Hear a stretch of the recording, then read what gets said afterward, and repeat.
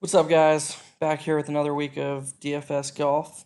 This week we got Dell Technologies Championship being played at TPC Boston. Before we hop into that, we're gonna, per usual, look back at last week.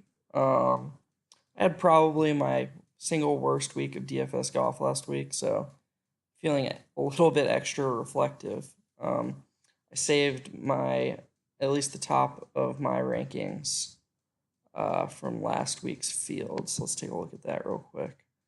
I just wanted to bring this up for a couple reasons actually. First, to point out that uh, even though I personally did awful, if you were watching this, or if you were someone who just had this information or sorting by my formula, you could have built a pretty damn good team. And this isn't meant in any means to defend myself. I don't really care. But that kind of, I just wanted to point out how important it is to not be results oriented, because the process is what matters, doing the work and feeling like, you had good reasons for making the picks you did and building the rosters you did. But the more important point I wanted to talk about last week real quick is, and just in general, is when I make these videos, I'm definitely not, I definitely don't want it to be like, you should just take my picks. I am almost entirely making these videos to release information, but there's plenty of people out there who can take this information and use with their own critical thinking, apply it better than I can. I mean, for example, I faded Bryson last week, who was 10th in my formula, for reasons that didn't have uh, a statistical basis, and it was more of just a feel that ended up being entirely wrong. Um, so basically, what I'm trying to do here isn't even so much to give picks as much to give information and help people adjust the way they think about setting their lineups and just golf in general. If you have this information, you can use it in different ways that I do and come to different conclusions that I do. I don't see myself as like an absolute authority on, the best picks each week, but I do think that I'm hardworking, with a good amount of golf information, and I have something to contribute to the community. And that's pretty much what I'm going for here. So if you're watching these videos for, you know, picks to just, I give picks and I do think they're good picks. I'm not saying just ignore those, but I think the best thing you can take away from this is the information I give, and use that and try to figure out who the best picks are for yourself based on, ownership and the course and the types of players, which brings us to this week. This is an especially unique course. It's another par 71, 7,200 yards. But what makes it really interesting is there are two drivable par fours, and all three par fives are reachable for just about everyone. So there's going to be a lot of eagle opportunities. And then on the other end of the spectrum, there's two par fours that are almost 500 yards. So you combine that with the fact that the fairways are wide, like very forgiving, and distance is just huge this week because you want to be in position to score really low as often as possible. And I just think it's going to give a big advantage to the Bombers. So I have the most categories. I thought a bunch of categories were going to be important this week, and I weighted them all differently, and I put a lot of thought into it. I included distance, and then, as always, I'm always going to include strokes gained off the tee if I think driving is important. Like if I think accuracy or distance is important, I'm going to include strokes gained off the tee as well, because I think it adds an extra element of context to how good at driving the ball they are. if somebody's 6th in driving distance and somebody's 7th, they're really close to each other in average, in their average tee shot distance. But one is 10th in strokes gained off the tee and the other is 150th. Well, clearly one is much more effective, even though they're driving the ball the same distance, and that's important to know. Tee to greens is always going to matter just because ball striking. I didn't weigh it as highly this week because distance and approach really stand out. Approach because, approach is always going to matter because you want to be close to the pin so you can make birdies. I always do par 4 scoring because there's the most par 4s, but I weighted. I always confuse this. Yeah. I weighted par 4 scoring lower than I ever have, I think. Specifically because of the inclusion of par 5 scoring and par 5 birdie or better. And I included those because of the drivable par 4s. Wait, that's backwards. I'm sorry. I included those because of the long par 4s, which in distance are going to play closer to some of the par 5s that you'll see on some courses during the season. So if you, logically think about those 2 par 4s that are around 500 yards in distance as par 5s, all of a sudden you've got 5 par 5s on this course and 9 par 4s.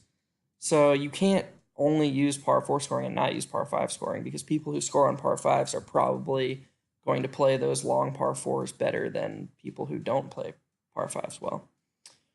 Which is why I also included par 5 birdie or better, because you want people who can make birdies on the longer holes. And then I also included eagle percentage for the first time.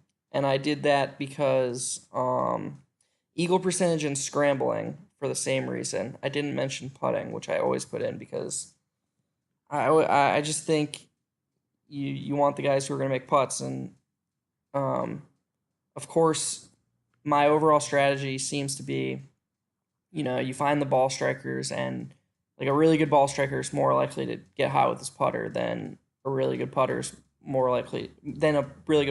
to get hot with the rest of his bag. But you can still use it as like a tiebreaker for 2 similar ball strikers, because obviously if you have 2 elite ball strikers and one's 80th in putting and the other's 120th, the guy who's 80th is probably more likely to get hot with the putter. But I digress. So I was talking about eagle percentage and scrambling. There are 5 eagle opportunities on this course, 2 drivable par 4s and the 3 par 5s. So the big DraftKings scorers are going to make multiple eagles. And also with the drivable par 4s, you have people who are going to be around the green a lot with a chance to make birdies. So you want long guys who can scramble some. Someone like Luke List, who actually is a surprisingly good bunker player and wedge player. I feel like he has this, I'm blanking on the word, but people see him as just this awful short game because he's the worst putter. And he is. He's just a terrible putter. But he actually has a pretty good bunker and wedge game. All right, so what kind of player are we going to want? Well, like I just said, we're going to want guys who hit it far, guys who make a lot of birdies and eagles, guys who are okay around the green or passable, who are going to be, when they drive the green or drive it around the green, going to be able to make birdies, and guys who approach well. Clearly, it's going to be tough to get all of those in one package, aside from Dustin, who's just ridiculous. But there are some guys I really like. I'm not going to talk too much about ownership. I mean, I will mention it, but I feel like I say it every week. I mean, I'm going to give you guys I like, but it's on you to take this information and figure out who the best is based on who you think is going to be the lowest owned, or if you happen to like someone a lot better. In this top tier, I usually do 9,000 above, and we're going to keep it the same. The names that stick out to me are Dustin, Rory, Justin Rose, and John Rahm.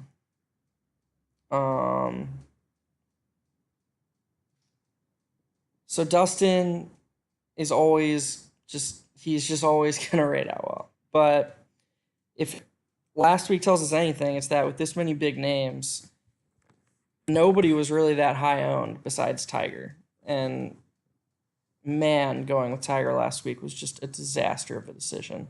Tiger and Rose were both chalk, and if you went with them a lot, you were just dead.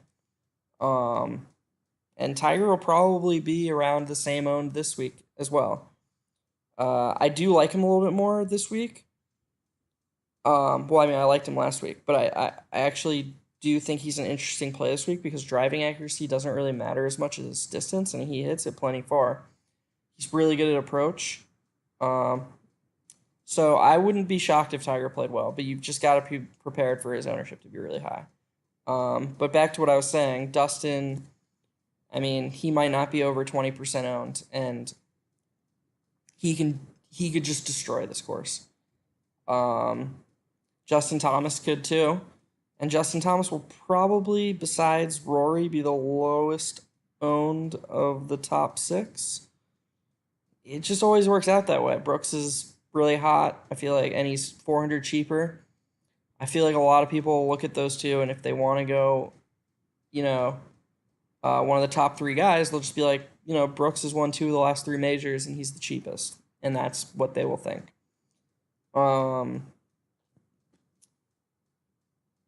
Rory is really interesting. Rory is the longest driver on tour, number 1. And again, accuracy doesn't really matter. So there's an edge right there. He is a really good scrambler, number 2 on tour. Really good at par 5 scoring. Really good at par 5 birdie. Makes eagles, 22nd in eagle percentage. And I do think he'll be the lowest owned of the top 6. And I'm kind of talking myself into Rory being the best pick. So I don't know why I didn't say him when I first said all those names. But Rory or Dustin is really interesting to me. Dustin, because across the board, he's just absurd. And Rory, because I think you can get close to Dustin's production at $1,000 less and less owned. So Rory would be a really good pick this week, I think, if you're going to pick one of the top guys. Going down, I just don't like Adam Scott's price. I think he is the contrarian play.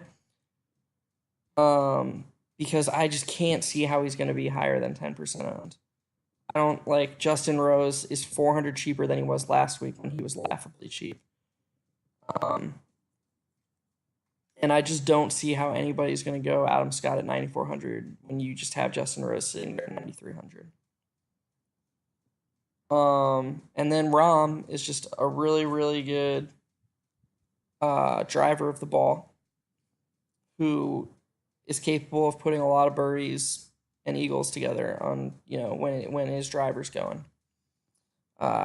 He has decent course history. He's only played here once, but he played really well here last year. I should have mentioned, by the way, Justin Thomas won this last year, and Rory has won 2 of the last 6. That's noteworthy, obviously. But it really helps you get a feel for the type of player that can win this. Because both hit the ball a long way and neither are particularly accurate. Which brings us to the mid-tier, and Matsuyama is at the top of that. And Matsuyama's going to be a good play this week again. He's played really well recently, and he's just always low owned. Nobody likes going with him. Probably because he's always sandwiched between guys who people love going with. And this week isn't an exception. I mean, the 4 guys below him are all incredibly popular players, usually in DFS. Finau, everyone loves, and they should love him this week. DeChambeau, coming off a win. good across the board. I mean, his worst ranking in any of the 11 statistics I have him in is putting, and he's 48th. That's preposterous. I mean, he's just been so good this season. Scores on par fives. I mean, can't go wrong with Shambo. Stenson is always popular. Fleetwood is $1,000 cheaper than he was last week, and he played pretty well. And this course should suit more for him. I mean, these are all good plays, and they're all gonna see ownership. Which is why Matsuyama, if you're looking for a low owned guy, is a good play as well, because I mean he hits it far enough, but isn't the most accurate, which shouldn't hurt him as much this week. He makes eagles, second in the world in eagle percentage, makes birdies. Good at approach. Yeah, I like Matsuyama. I mean, I like that whole tier. You're not going to go wrong with anybody in that tier.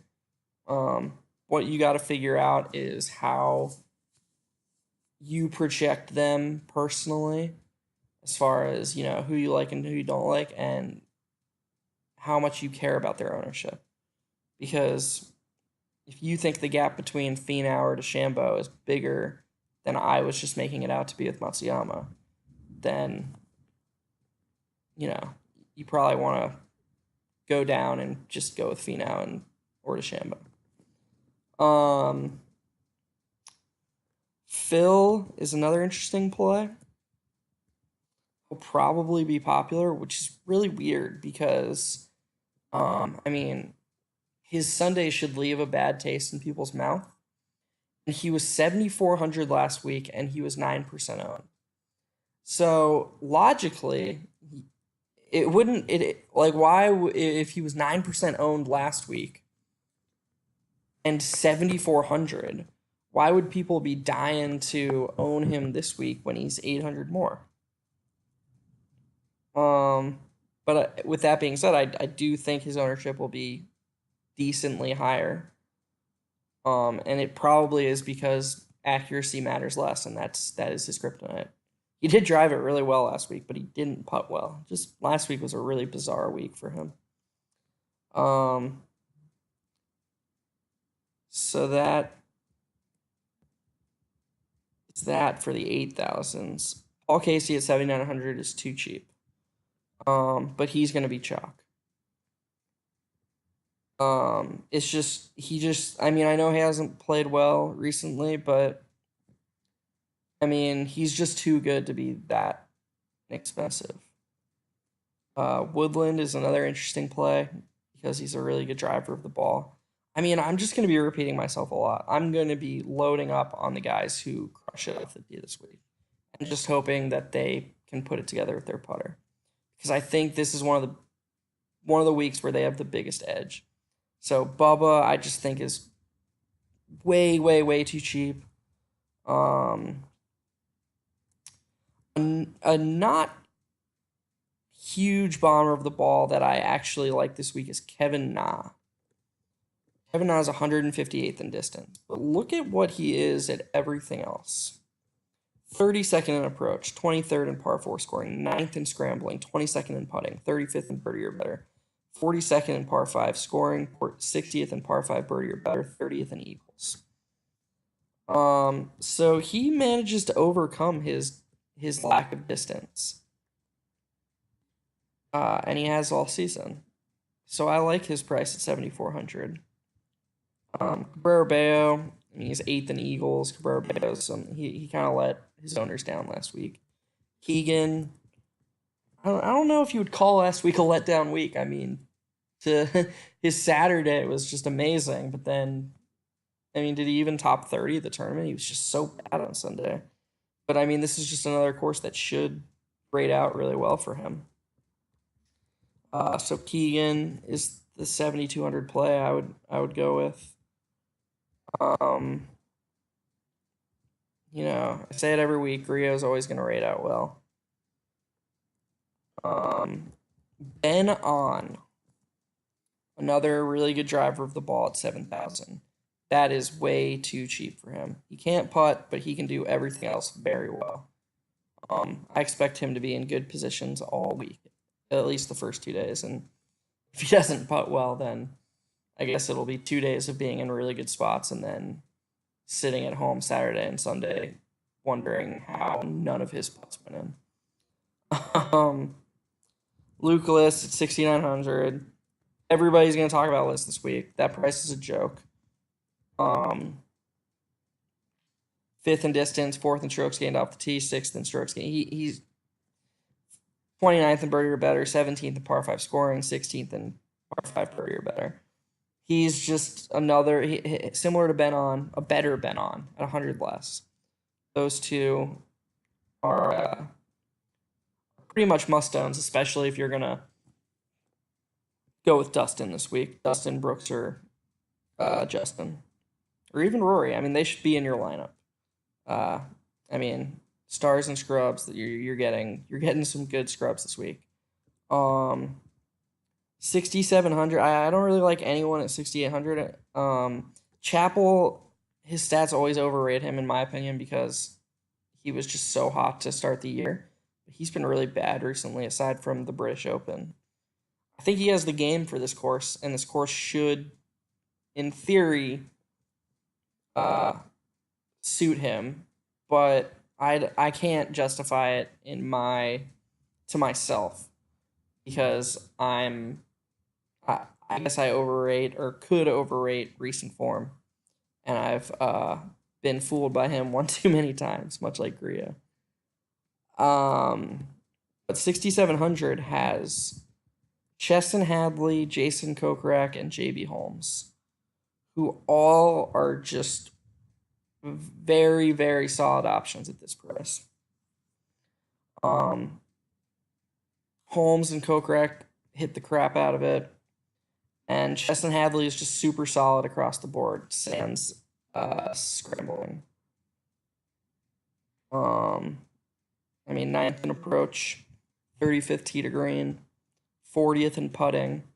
I mean, that's just a combination you don't see, and he hits it far enough. His biggest weakness is driving accuracy. So this, in theory, should be his type of course. And then finally, the very bottom, if you're going super stars and scrubs, I really like Keith Mitchell. He can't putt, but look at it. He still manages to be 16th in birdie or better, 17th in par 5 scoring, 10th in par 5 birdie or better, 9th in driving distance, 6th in strokes gained off the tee. He's just a solid option if you want to go with someone in this price range. Steele is similar, but again, I've been burned by him. Not a Brendan Steele fan at all. But much like Chappell, he does, in theory, rate out well here. And then finally, Joel Dahman at 6,400. If you're going to go someone who's 6,400, go Joel Dahman because he is just such a solid ball striker. That'll just about do it for my personal analysis of the players. I have a new stat. Well, it's not really new. I always do it. But first, I'm going to sort by the formula just to show everyone what my personal power rankings are.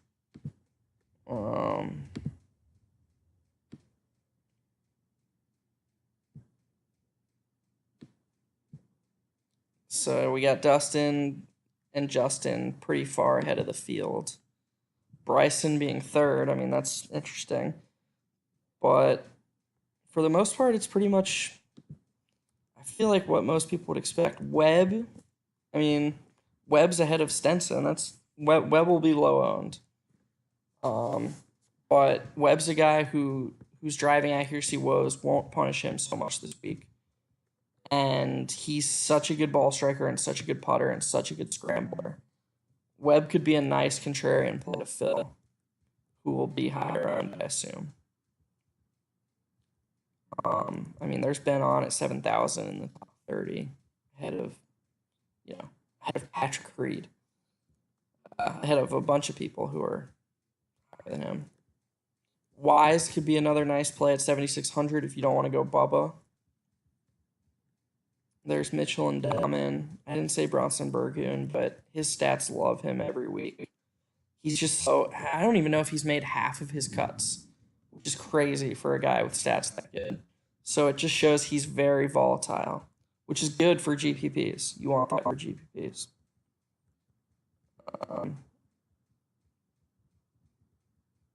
And yeah, here's the bottom. Jimmy Walker is just, I don't get how he scores well. Like, he's so awful statistically, but I don't think I've ever gone with him in DFS just because I can't bring myself to do it. It's surprising to see Armor rate out so well, or so poorly, excuse me.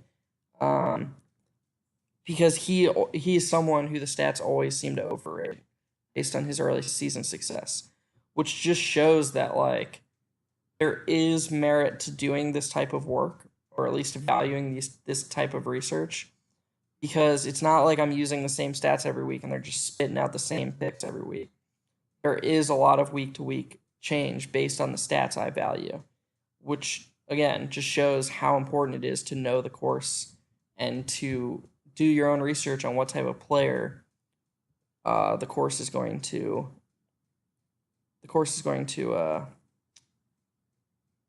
benefit.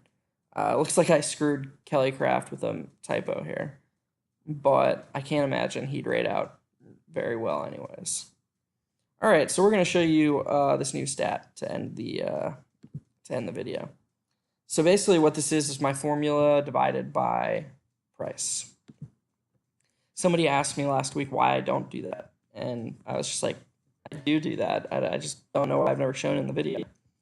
But pretty self-explanatory.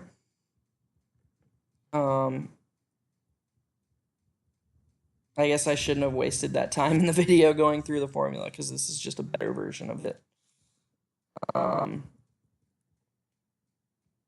But, I mean, there's Mitchell, higher than he was in the formula, obviously, when you divide by price.